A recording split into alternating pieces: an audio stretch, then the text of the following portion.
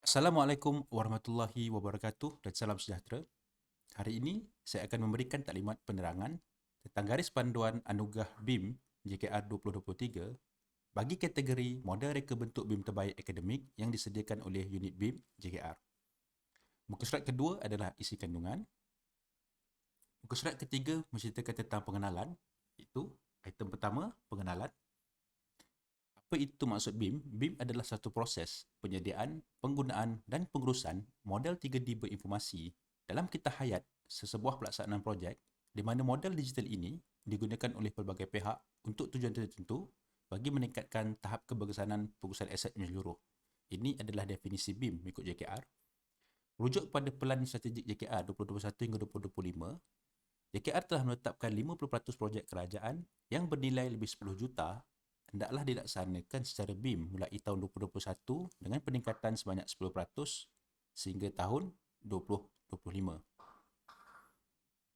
Pertandingan model reka bentuk BIM terbaik di bawah program anugerah dan pertandingan BIM JKR 2023 ini bertujuan untuk mencukil bakat dan keuji kemahiran para pelajar Institut Pengajian Tinggi secara berkumpulan dalam menghasilkan reka bentuk bangunan secara BIM mengikut garis panduan dan PON JKR.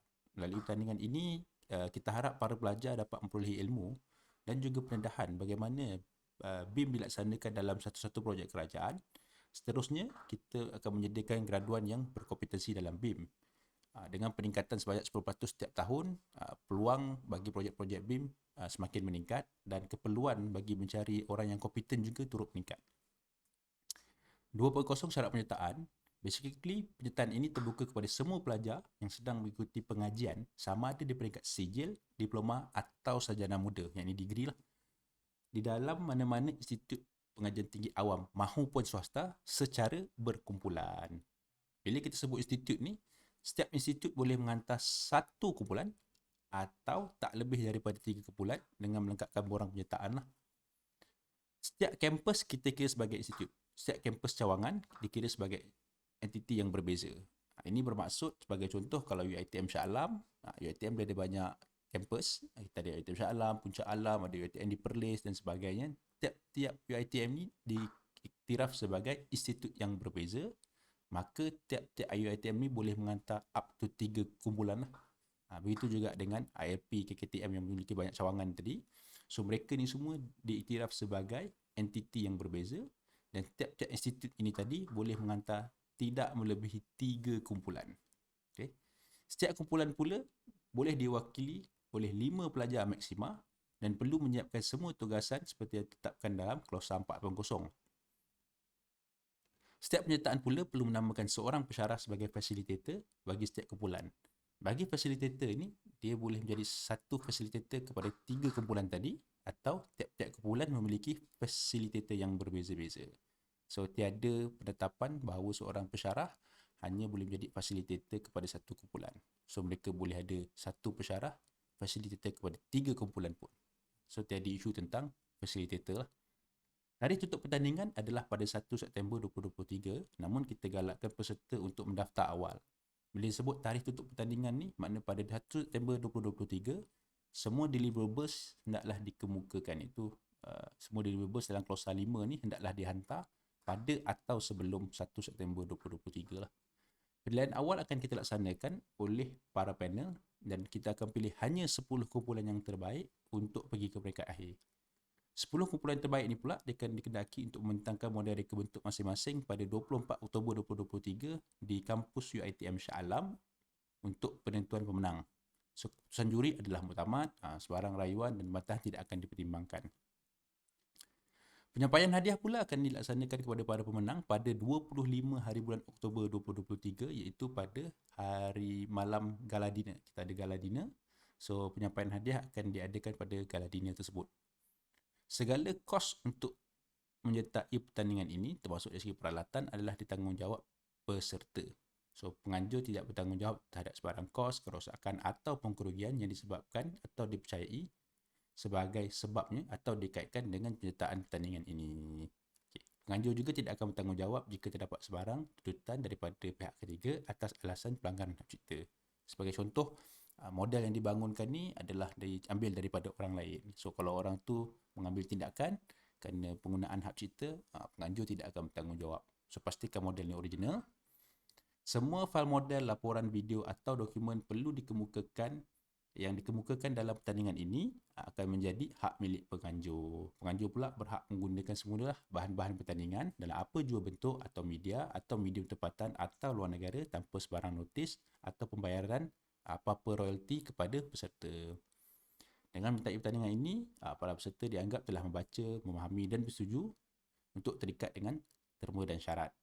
Pihak penganjur pula berhak untuk menukar, meminda, menambah atau menggugurkan mana-mana terma dan syarat pada bila-bila masa tanpa sebarang notis kepada para peserta.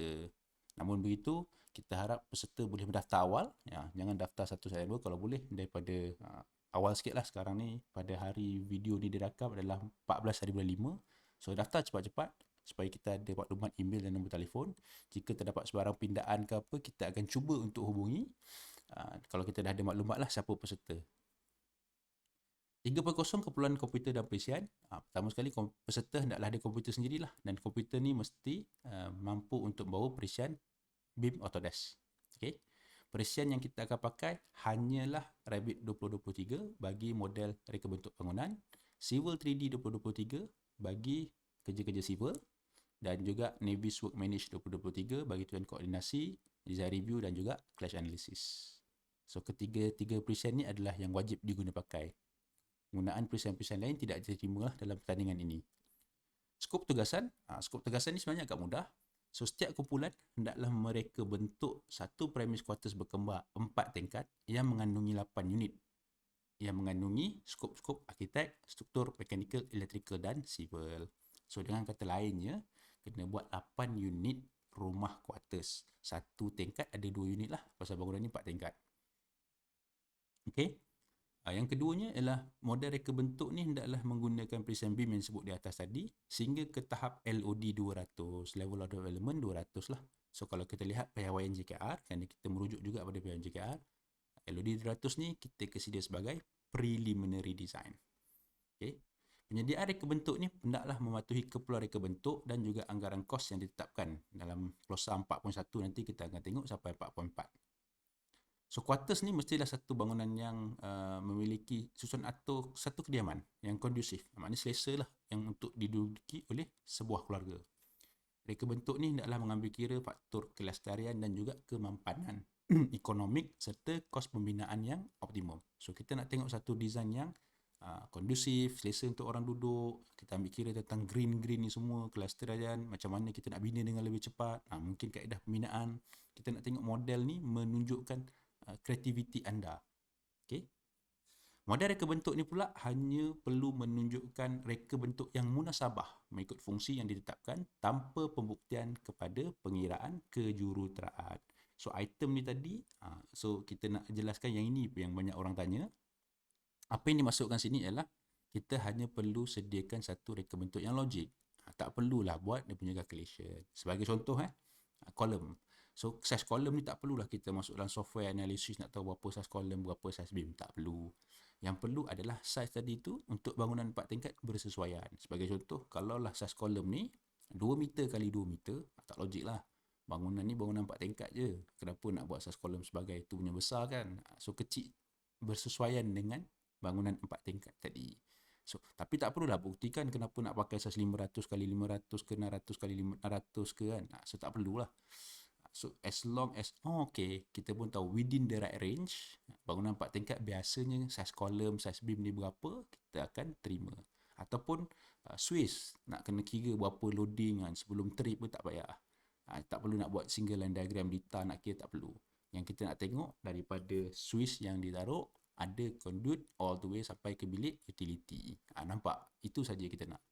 Tapi tak perlulah nak kira berapa loading, berapa load rating, apparent load semua, tak payah. Kita sekadar nak logik sahaja design ni tadi. Okay.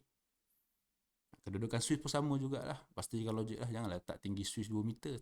Tak capai orang nak turn on switch tu nanti. Okay. So kita nak reka bentuk yang logik sahaja. Tak perlu buat engineering calculation dia.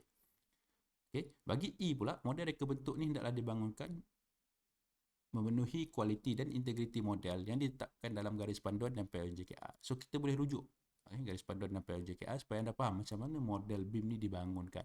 Okay, walau bagaimanapun tak semestinya kita ikut 100%. especially dekat naming convention. Naming convention JKR ni panjang.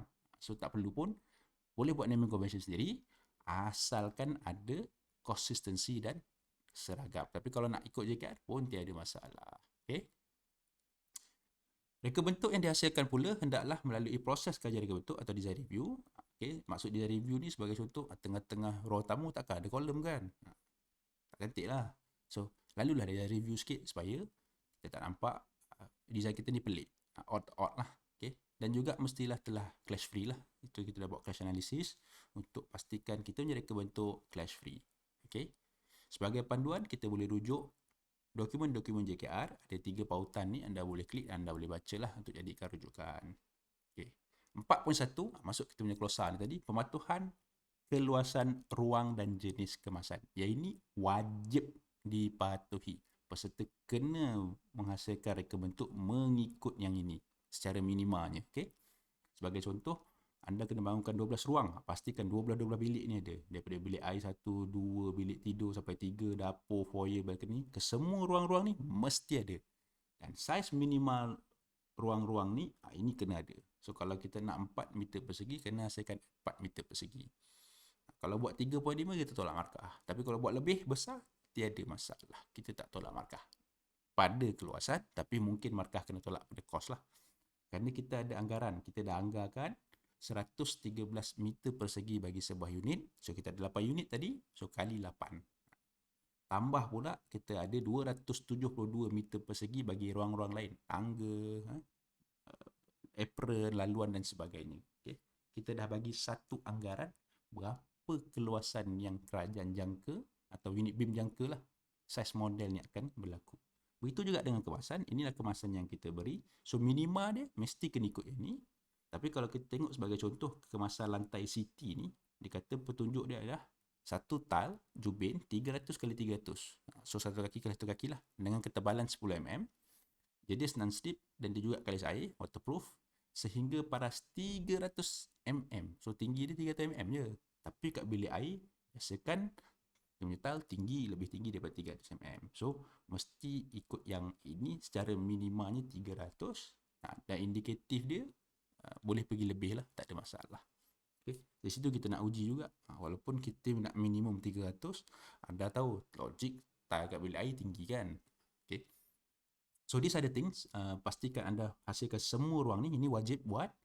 Ini adalah semua tile-tile yang kena pakai. Kemasan ni wajib pakai, tak boleh pakai kemasan lain.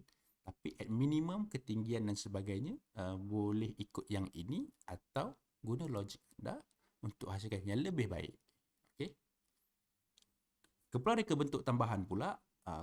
Keperluan reka bentuk tambahan ni adalah untuk kita tengok kemampanan dan ekonomik yang diberikan oleh setiap ahli kumpulan. Okay. So, kalau ahli kumpulan hanya merujuk pada jadual 1 dan 2 ni, so itulah bare minimum bangunan yang kita nak. Okay. Namun begitu, kalau dia boleh tambah jadual 3 ni, keperluan tambahan ni sebagai contoh ruang pembelajaran, ruang penyimpanan. Kalau kita tengok ke atas ni, tak ada pun ruang pembelajaran, ruang penyimpanan. Tapi kita tahu ini sebuah rumah. Rumah kena ada yang diduduki oleh sebuah keluarga. Dia ada anak-anak. So, anak-anak ni pun kalau boleh ada ruang nak belajar. So, macam mana kita nak tambah ruang belajar, okay, ruang pembelajaran atau ruang penyimpanan ni, tanpa kita tambah ruang baru. So, mungkin kita gunakan bilik tidur ni tadi, kita olah dari segi perabotnya, susunan aturnya apa, pada keluasan yang sama, tapi kita boleh tambah benda-benda. So, anda ni akan diberi markah yang lebih lah. Okay. Tapi kalau misalnya kata anda nak tambah ruang baru pun tak ada masalah. Cuma keluasan lantai akan naik. Bila keluasan lantai akan naik, anda punya kos juga akan naik. So, bila kos akan naik adalah kita bagi penilaian balik kat situ. Tapi kalau anda boleh buktikan walaupun bertambah ruang, kos bertambah sedikit dan anda boleh justify. Tak semestinya kos ni set in stone. Kita tak kata lebih daripada bajet kita ni kita tolak markah 100%, tak. Tapi kalau anda boleh justify kenapa dengan katakan kita bajet mungkin bangunan 1 juta, contoh saja, kita bajet keseluruhan bangunan 1 juta. So, anda punya bangunan anda dapat 1.1 juta. So, lebih 100,000. Kalau anda boleh justify 100,000 ni satu pertambahan yang baik bagi pihak pelanggan, kita akan pertimbangkan. So, itu penting lah sebab tu kita nak video ni tadi. So, you can justify yourself why your design is slightly more expensive daripada kehendak pelanggan. So tak semestinya kita bajet 1 juta, you lebih 1 juta tu tolak markah, tak. Tapi kalau you boleh justify lah, additional 100,000 tu is worth for me to spend, and we will consider it nicely lah. Okay.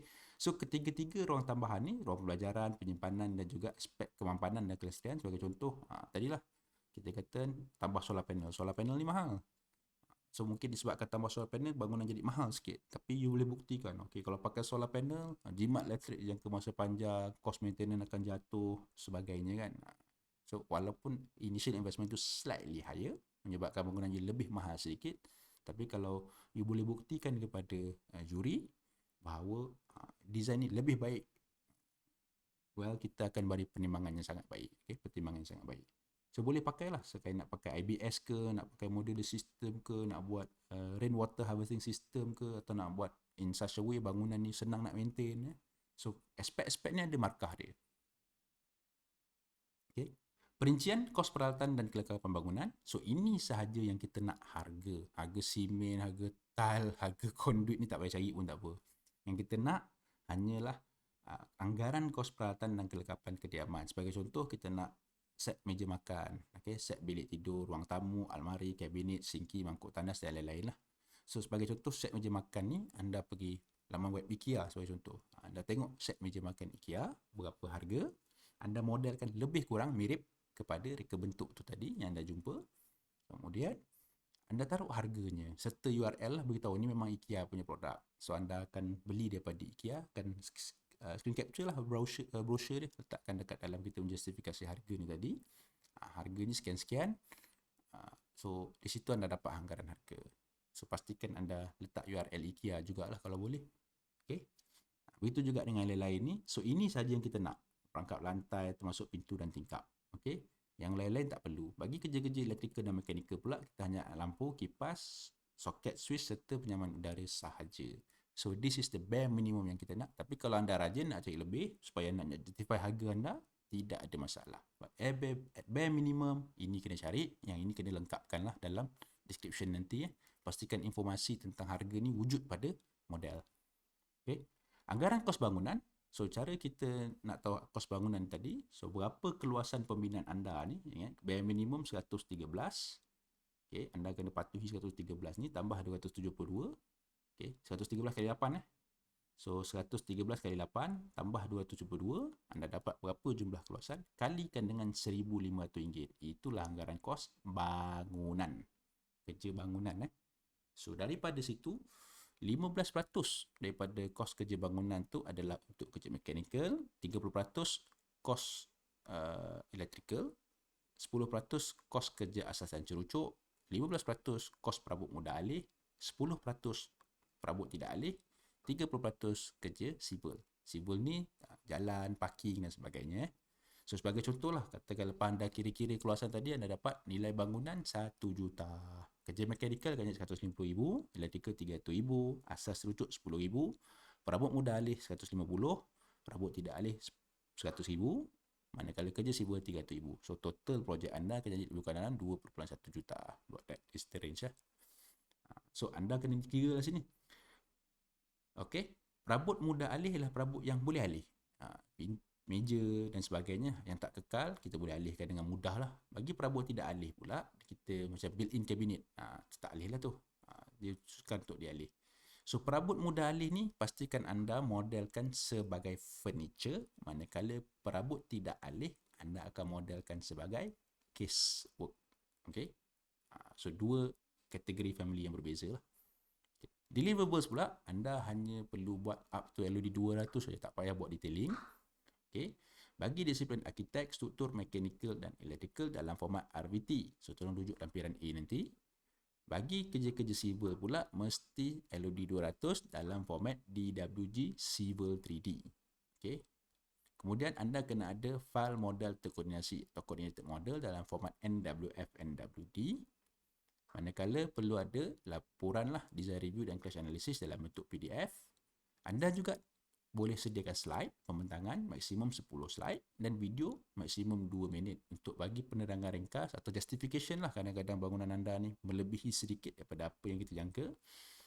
So di sini gunakan peluang video ni untuk memberikan penerangan ringkas bagaimana model reka bentuk anda. Kriteria penilaian, reka bentuk konsep 20%, iaitu kita tengok menariknya satu reka bentuk tu tadi 20%. Pematuhan kepada item yang duduk dekat jadual 1 dan 2 tadi. Jadual 1 dan 2 tadi tu closer 4.1, 30%. Jadual 3 tu kita akan bagi 10%, itu ada closer 4.2. Economic 10% lagi tadi lah. Kalau bajet katakan patut 2.1 juta, tiba-tiba anda dapat 2.2 juta atau 2.3 juta. So kalau anda tak justify dengan baik, anda akan ditolak markah lah. Tapi kalau anda beri penerangan yang baik, kita akan consider bahawa walaupun kos anda lebih tinggi dari sepatutnya, kita akan beri penilaian yang sewajarnya lah. Model kualiti dan integriti, ini kena rujuk nanti lampiran nanti tunjuk lampiran bahawa apa checklist yang kita nak bagi model ni tadi. Yang penting mesti geometrinya betul lah. Kalau saiz pintu ni 2100 kali 900, pastikan dekat model 2100 kali 900. Janganlah pula kat model lain ukuran dia. So itu kedua-duanya kualiti lah dan integriti model kita. So kalau pakai kayu, material kayu, pastikan pakai bahan kayu. Jangan pakai material lain kat dalam kita punya model. Dan model ni pula mesti ikut garis panduan dan piawaian BIM JKR. Sebagai contoh piawaian BIM JKR ialah kita nak grid A1 mesti bersilang di titik 00. Dan grid-grid daripada disiplin lain hendaklah mengikut grid yang disediakan oleh arkitek. So itu antara garis panduan lah. So kenalah baca garis panduan ni supaya tahu apa sebenarnya JKR nak kualiti pemodelan tadi. Yuran penyertaan, nombor 7 adalah yuran penyertaan dan hadiah pertandingan. Yuran penyertaan RM50 saja. Okay, kaedah pembayaran kita akan maklumkan kemudian melalui laman web. Sehingga hari ini 14 Mei tak ada lagi kaedah pembayaran dia. Salinan ni perlu dihantar kepada email bim@jkr.gov.my lewatnya pada 12 September. Tiada pemulangan bayaran yuran sekiranya pendaftaran telah berjaya kita buat. Yuran penyertaan pula akan digunakan untuk kepentingan peserta, untuk bagi kos makan, minum dan sebagainya lah. Okay, hadiah pertandingan adalah seperti jadual di bawah. So, sehingga ke hari ini, saya boleh beritahu, wang tunai bagi tempat pertama RM1,000. Sehingga ke hari ini, tempat kedua adalah sebanyak RM600. Tempat ketiga adalah sebanyak RM400. So, yang lain akan dapat yuran penyertaan. So, ini sehingga ke hari inilah. So, kalau nak tahu hadiah dari masa ke masa, mungkin kita dapat sikit sumbangan daripada pihak swasta dan sebagainya, kita akan up kita punya hadiah. So nak tengok ni tadi, daftarlah awal sikit supaya kita boleh maklumkan dari masa ke masa bahawa punya hadiah kita dah meningkat lah. So untuk hari ini tempat pertama dapat sijil, dapat wang tunai, trofi daripada Autodesk serta peluang menjalani latihan industri di beberapa firma terpilih. Sehingga ke hari ini, inilah kita punya hadiah. So wang tunai RM1,000. Tempat kedua, sijil penyertaan, wang tunai sebanyak RM600, trofi daripada Autodesk. Tempat ketiga, sijil penyertaan, wang tunai RM400, trofi daripada Autodesk dan lain-lain dapat sijil penyertaan. Okay. Tata cara pertandingan, pertama sekali anda boleh mengakses melalui parutan Google Drive ni lah. So kalau anda klik kat sini, ada open link, anda akan dapatilah ini adalah borang dia. So borang ni boleh download dan boleh isi lah. So kita nak dalam ni ada nama kumpulan anda, bagilah nama kreatif-kreatif sikit yang sedap didengar. Kemudian anda daripada institusi mana? Katakan KKTM, Alur Gajah ke mana-mana kan. So ada ke KKTM Alur Gajah? Tak ada pun, tengoklah tempat lain. Okay. So nama institut kena ada, katakan UTM Johor, UTM Kuala Lumpur. So dua institut beza tu. Johor lain, KL lain. Kita kira kampus yang berlainan. Okay. Yang kita perlu adalah nama, nombor kad pengenalan, apa khusus anda majoring apa, tahun ke berapa, semester ke berapa, nombor telefon dan email. So anda boleh up to 5 pelajar satu kumpulan. Okay. Kemudian di bawah ni kena ada nama facilitator lah, dia kena bersetuju untuk facilitate anda. Okay. Tujuan kita ada facilitator ni boleh jadikan sumber rujukan anda jugalah dari segi reka bentuk, atau mereka akan jadi checkpoint untuk kita bagi maklumat dari masa ke semasa. By the way, pelajar pertama ni kita anggap sebagai ketua kumpulan lah. Pelajar pertama ni ketua kumpulan yang kita juga akan jadikan sebagai point untuk kita berhubung lah. Kita akan hantar email apa semua melalui mereka ni tadi. Okay. Dan pengesahan hanya perlu pergi jumpa dekan akademik, mengesahkan bahawa anda ni memang pelajar dan anda akan mewakili. So kita tak nak nanti tiba-tiba ada satu institut hantar sampai 5 kumpulan. So dekan ni akan filter lah. Di peringkat mereka yang akan filter. Make sure hanya 3 kumpulan dari satu kampus cawangan sahaja lah. Okay. Bagi setiap institut. Okay. So itulah dia, borang dia quite simple, tak ada apa pun kat situ. Okay. Kat bawah ni pula, bila anda dah isi tadi, dah chalk apa semua, dah sign, Okay, anda boleh mohon untuk sertai dengan kita lengkapkan borang ni tadi dan kita akan muat naik dekat pautan di sinilah. So kalau kita buka pautan ni, dia ada Google Form. So isi lah balik siapa nama pelajar nombor 1 tadi, apa nama kumpulan, nama institut, facilitator anda, nombor telefon pembimbing pemohon dan nombor email pemohon lah. Lepas tu tekan next. Nanti anda kena upload borang tadi yang telah ditentangkan. Okay. So salinan borang dah dihantar pada usia bersama-sama fail dokumen sebelum tarikh tutup penyertaan pertandingan tadilah. Itu 1 September tadi. Sebelum 1 September kena hantar semua fail penyertaan, termasuk juga fail-fail Revit, fail-fail Civil 3D dan sebagainya. Semua deliverables yang kita nak tadi tu kena hantar lewat 1 September. Kalau boleh daftar lebih awal supaya saya dapat maklumat dari masa ke masa. Kalau tidak, anda akan siasa semak laman web. Okay. So, keputusan penilaian kita akan maklumkan kepada peserta berjaya sahaja selewat-lewatnya pada 13 Oktober 2023. So, ini adalah carta ahli. Kita mula, kita muat turun garis panduan borang penyertaan. Kita isi borang penyertaan lampiran A dan dapatkan pengesahan akademik. Muat turun borang pada Google Form yang disediakan. Terima email daripada urustia bahawa anda telah berjaya untuk daftar. Lengkapkan senarai B dokumen.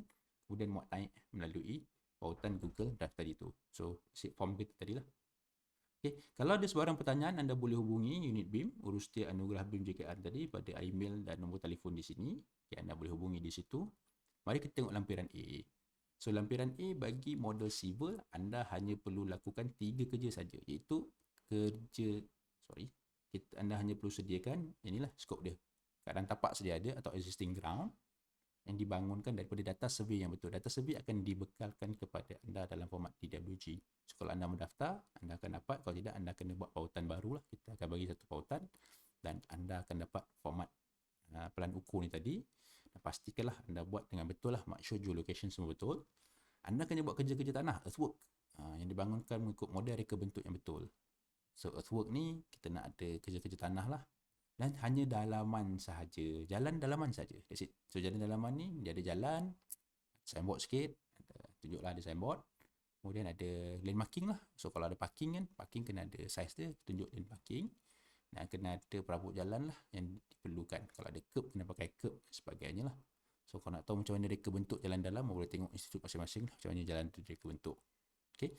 So, kegunaan dia mesti dipakai dengan betul lah. Dan standard data ni diletakkan pada komponen yang betul. So, standard data ni boleh semak dalam piawaian JKR. Okay. JKR punya BIM parameter pun ada cerita. Okay. Model arkitek, kita hanya nak data-data ini minimanya. Kalau nak ikut JKR lagi panjang. Tapi at minimum kena pakai yang ni lah. Sebagai contoh, kita nak door ni kita nak height, depth, width, description, cost, URL and also finishes lah. Okay, material yang kita nak pakai. So, ini saja item yang anda perlu perincikan. Mengikut LOD 200 ni kita nak kat sini je. So, macam tadi lah. Cost untuk floor, roof, ceiling, wall ni tak payahlah. URL ni semua tak payah. So, masukkan data-data yang betul sajalah.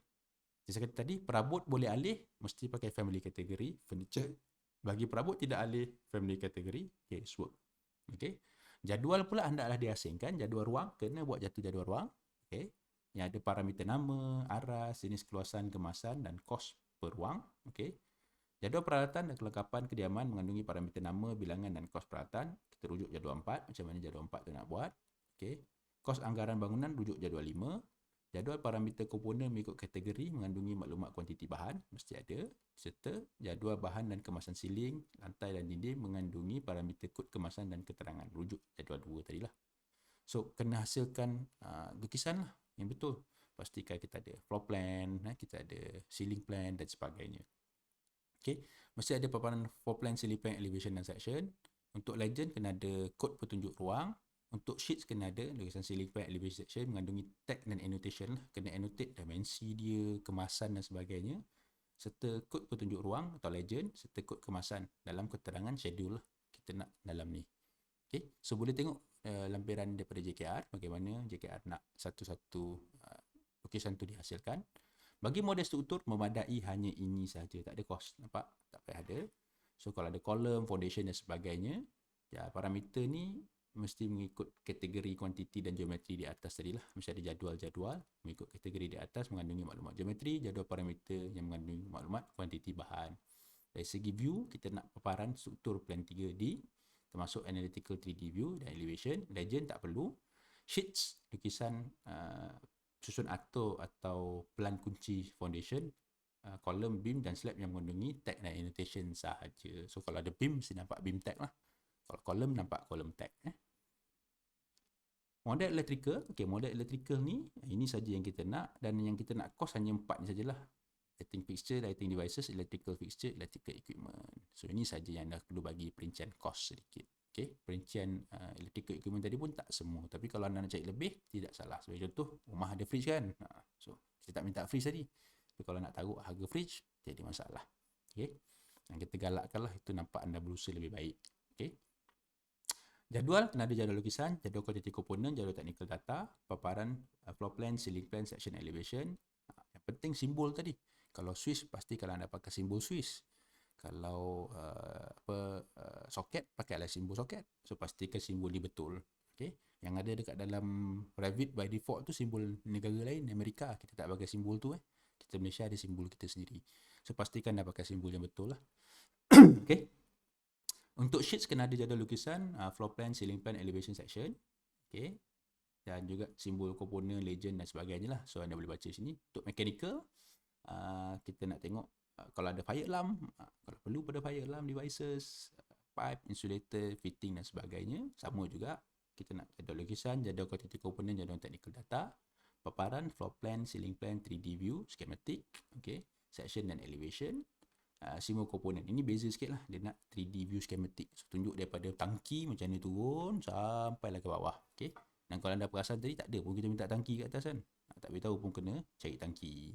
Tapi kena pandai-pandai lah, rumah kalau tak ada tangki nak pergi mana? Air nak datang mana-mana kan. So kena pastikan adalah item-item tadi. Item tangki ni kena ada. Tangki ni kena ada duduk kat mana. So logik lah. Design tangki biasa kat mana. So tengok bangunan 4 tingkat, anda boleh rawat, boleh tanya pensyarah anda. Kalau bangunan 4 tingkat ni biasa kat mana duduk. Simbol komponen. Kemudian kena ada sheet, jadual lukisan, floor plan, ceiling plan, 3D schematic, elevation section, mengandungi tag dan annotation serta petunjuk simbol lah, keterangan schedule, lukisan, perincian dan pemasangan komponen. So lampiran B ni sama macam tadi, anda boleh tengok dekat pautan di atas, sama je, kita semua tahu kat sini. So itu saja penerangan tentang anugerah akademik ini. Seperti yang saya kata, tiada keperluan untuk pengiraan secara kejuruteraan. Yang penting logik. Mesti logik. So lihat-lihatlah, lawati kalau ada di kampus anda ada bangunan 4 tingkat, kediaman quarters, tengok macam mana dia direka bentuk. So gunakan idea-idea kat situ supaya size yang anda guna adalah logik. Cost, kita hanya tak minta benda-benda tu saja, nak bagi lebih tak ada masalah. Yang penting anda boleh membina satu model yang baik. Kita nak pastikan kualiti model ni betul ikut piawaian JKR ni tadi. So situ pemakah besar juga. Selain daripada reka bentuk. Reka bentuk ni 20% saja. Reka bentuk ni susun atur. Yang lain-lain tu juga main peranan. So as long as reka bentuk kita kondusif, logik lah kat mana kedudukan tandas anda, janganlah jauh sangat. Tiba-tiba master bedroom tak ada tandas. So susun atur tak logik lah kan. Situ kita tolak markah lah. Dan kalau design tu cantik, dapat markah yang lebih juga. So make sure that anda bina satu design yang menarik, yang cantik, tapi tak perlu tunjuk pembuktian kejuruteraannya. So yang penting anda boleh reka bentuk dengan baik. Itu saja. So saya harap para peserta boleh mendaftar secepat mungkin. Walaupun kita dah ajak, dulu kita buat tarikh pendaftaran tutup pada 12 Mei tak salah saya. Kali ini kita tukar, pendaftaran dibuka sepanjang sehingga 1 September. So tapi pada 1 September tu dah kena hantar model dan sebagainya. Itu saja. Sekian, wabillahi taufiq wal hidayah. Assalamualaikum.